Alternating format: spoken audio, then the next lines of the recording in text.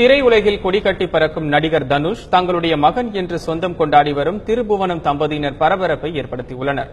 சிவகங்கை மாவட்டம் திருபுவனத்தில் வசித்து வரும் கதிரேசன் மீனாள் தம்பதியினர் இந்த பிரச்சனையை கிளப்பியுள்ளனர்.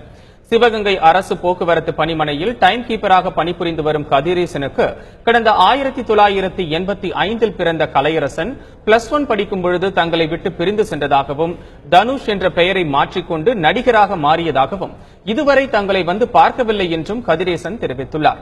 சென்னைக்கு சென்று அவரை பார்க்க முயன்றால் கஸ்தூரி ராஜா குடும்பத்தினர் தங்களை தடுத்து வருவதாகவும் அவர் கூறியுள்ளார். இதுகுறித்து காவல் நிலையம் மற்றும் தமிழக முதலமைச்சர் தனிப்பிரிவில் புகார் அளித்துள்ளதாகவும் அவர் தெரிவித்துள்ளார். நடிகர் தனுஷ் என் மகன் படிச்சுக்கிட்டு இருந்தவே படிக்க பிடிக்கலன்னு 2002 போயிட்டேன், கிளம்பிட்டேன். நாங்கள் ஜெயலலிதா அம்மா செல்லுக்குன்னா போட்டோம், பல வாரம் கம்ப்ளைண்ட்னா பண்ணோம், பல வாரம் தேடினோம். என் மகன் தான் தனுஷ். உண்மையான பேர் கலைச்செல்வன்.